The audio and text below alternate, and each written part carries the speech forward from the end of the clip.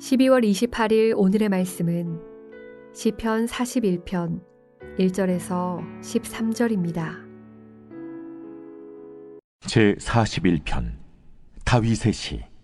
인도자를 따라 부르는 노래. 가난한 자를 보살피는 자에게 복이 있으며 재앙의 날에 여호와께서 그를 건지시리로다. 여호와께서 그를 지키사 살게 하시리니 그가 이 세상에서 복을 받을 것이라. 주여, 그를 그 원수들의 뜻에 맡기지 마소서. 여호와께서 그를 병상에서 붙드시고 그가 누워있을 때마다 그의 병을 고쳐주시나이다.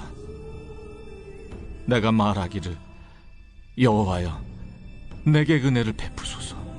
내가 주께 범죄하여 싸우니 나를 고치소서 하였나이다.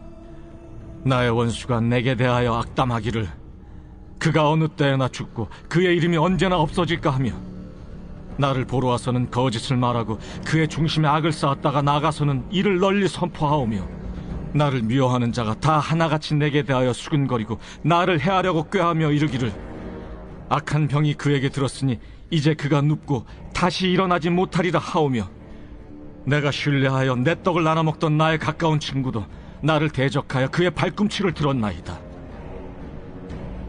그러하오나 주 여호와여, 내게 은혜를 베푸시고 나를 일으키사 내가 그들에게 보응하게 하소서. 이로써 내 원수가 나를 이기지 못하오니 주께서 나를 기뻐하시는 줄을 내가 알았나이다.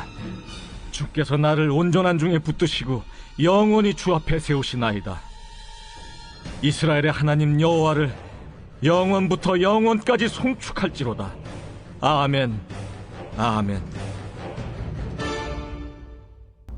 베드로 후서를 마치고 오늘부터 시편이 시작됩니다. 시편은 총 5권으로 이루어져 있는데, 오늘 우리가 나눌 41편은 1권의 마지막 부분입니다. 1권은 1편으로 시작해서 41편으로 끝이 나는데, 1편은 복 있는 사람은으로 시작해서 복 있는 사람이 어떤 사람인지에 대해서 말해줍니다. 오늘 본문도 이와 마찬가지로 어떤 자가 복 있는 사람인지 서두에 말하고 있습니다. 시편 1권은 이렇게 처음과 끝 모두 복 있는 사람에 대해 이야기하고 있습니다. 차이가 있다면 시편 1편은 복 있는 사람의 신앙에 대해 이야기를 하고 있고, 시편 41편은 복 있는 사람은 삶을 살면서 어떻게 실천하며 살아가야 되는지에 대해서 말하고 있습니다. 오늘 우리가 나눌 41편은 크게 세 부분으로 나누어 볼 수 있는데, 1절에서 3절은 병상에 누워있는 다윗 자신과 같은 처지에 있는 자를 돌아보는 자가 복 있을 것임을 노래하고 있고, 4절에서 9절은 병상에 있는 자신을 돌아보시고 치유의 은총을 베푸신 하나님의 신실하심과 또 자신을 조롱하고 배반한 인간들의 간사함을 대조적으로 소개하고 있습니다. 그리고 10절에서 13절은 다윗이 절망을 딛고 일어나서 신실하시고 또 자비로우신 하나님께 자신의 구원과 또 악인에 대한 공의의 보응을 호소하면서 하나님을 찬양하고 있습니다. 앞서 41편의 서두에서 어떤 자가 복이 있는 사람인지에 대해 이야기했다고 말했습니다. 어떤 자가 복이 있는 사람이라고 말하고 있을까요? 1절 말씀입니다. 가난한 자를 보살피는 자에게 복이 있으며 재앙의 날에 여호와께서 그를 건지시로다. 바로 가난한 자를 보살피는 자라고 하였습니다. 가난한 자를 보살피는 것은 그리스도인의 본분입니다. 원래 구약 시대 때에 이스라엘 백성들은 율법의 가르침을 통하여 약자들을 돌보며 또 구제하며 사회 윤리적 책임과 의무를 하나님으로부터 명령받았습니다.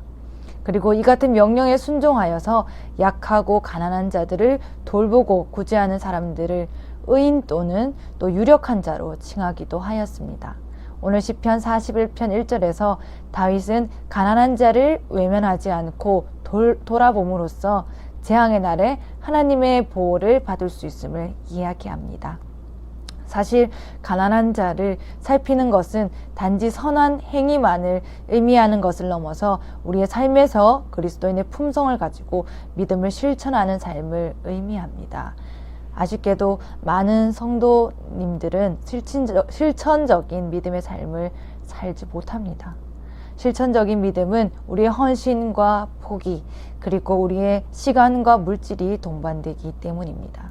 우리가 가난한 자를 돕는다는 것은 나의 것을 희생해서 또 남을 돕는다는 것을 전제하기에 그리고 희생을 또한 의미하기도 합니다. 그러나 이런 삶을 사는 자에게는 하나님께서 복을 주신다 약속하심으로 우리가 실천적 믿음의 삶을 살 수 있도록 격려해 주는 것입니다.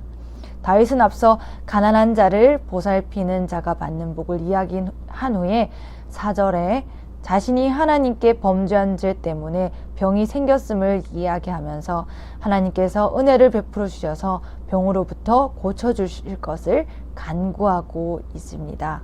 5절 이하에는 원수들이 아픈 자기를 보러 와서 거짓말을 하고 또 마음에 거짓된 온갖 정보들을 모아서 거리에서 나가 떠들어댈 것이라고 호소합니다.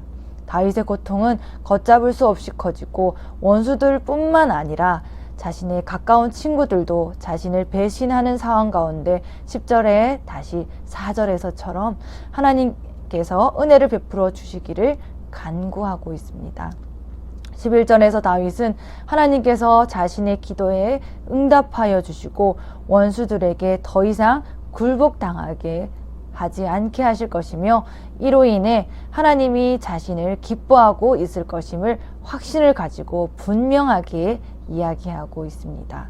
이어 12절은 하나님께서 병든 자신을 여러 가지 핍박과 저주 속에서 건져내어 주시고 온전하게 살 수 있도록 인도하여 주실 것을 또한 확신하면서 이야기합니다. 자신을 붙드실 뿐 아니라 영영이 하나님 앞에 세우실 것임을 다윗은 찬양합니다. 오늘 시편 41편은 가난한 자를 보살피는 자가 복이 있다고 했습니다. 1절에 그 복이 무엇이었을까요? 재앙에서 여호와께서 그를 건지시며 그를 지키신다는 것이었습니다. 그것은 무엇을 의미하는 것일까요? 하나님께서 늘 함께 하시겠다는 말과 같습니다. 참된 복은 하나님께서 함께 하시는 것을 누리는 것입니다. 다윗은 하나님의 살아계심을 알았기 때문에 고통 속에서도 하나님을 찾고 또한 하나님이 자신의 기도를 들어주시고 은혜를 베풀어 주실 것이라는 확신을 가지고 있었습니다. 우리의 인생에 많은 사람들이 있지만 정말로 나를 이해해주고 또 생각해주는 사람은 거의 없다고 볼 수 있습니다. 우리는 늘 사람을 의지하려 하지만 하나님은 늘 사람을 의지하지 말고 하나님을 의지하라 말씀하십니다. 이스라엘이 광야 가운데 아무것도 없고 아무것도 해볼 수 없는 상황 가운데 하나님이 만나와 메추라기를 주신 것도 이스라엘 백성들이 다만 하나님만을 의지하게 만들기 위함이었습니다. 하나님의 말씀에 순종하게 훈련시키기 위함이셨습니다. 다윗과 함께한 그 하나님이 우리의 하나님이 되시고 또 출애굽 이후 광야에서 이스라엘 백성들을 먹이시고 입히신 그분이 또 우리의 하나님이십니다. 세상 사람들은 좋은 집에 살고 많은 돈을 가지고 있고 눈에 보기에 화려하면 복을 받았다고 말합니다. 하지만 보이는 것은 잠깐입니다. 보이지 않는 것은 또한 영원한 것입니다. 그리스도인들은 그런 것들에 현혹되는 것이 아니라 없는 것도 있게 하시고 있는 것도 없게 하시며 무에서 유를 창조하시는 만물의 하나님이 또 나의 하나님이시라는 것을 또 그 하나님께서 나와 함께 하신다는 그것이 가장 큰 복임을 깨닫고 매일 감격하며 감사할 수 있어야 하는 것입니다. 우리의 기도를 들어주실 분이 계시고 또한 우리의 기도에 응답하실 분이 계시다는 사실만으로 우리는 참으로 큰 복을 받은 사람들입니다. 환난과 괴로움 속에서도 하나님 한 분만을 바라보며 영원부터 영원까지 하나님을 찬양하는 복된 삶을 살기를 원합니다. 오늘 이 하루도 나를 가장 잘 아시고 또 나를 가장 많이 사랑하여 주시는 하나님이 함께 하신다는 것에 감사함으로 또한 눈에 보이는 것에 우리가 왜곡되지 않고 또 내 안에 나의 신음에도 응답하시는 그 하나님을 우리가 바라보면서 또 이 하루도 예수 그리스도 이름으로 승리하는 우리 성도님들 한 분 한 분 되시기를 소원합니다. 우리 기도하겠습니다. 사랑이 많으신 하나님 아버지 참 감사합니다. 오늘 하루도 하나님 말씀을 가까이 하게 하심을 감사합니다. 오늘은 다윗이 병상 중에 낫기를 바라며 하나님께 은혜를 구한 말씀을 우리 함께 나누었습니다. 또한 가난한 자를 보살피는 자가 복을 누리는데 그 복이 재앙의 날에 하나님께서 그를 건지고 그를 지키시는 것임을 통해 진정한 복이란 하나님이 함께 하심이라는 것을 깨닫습니다.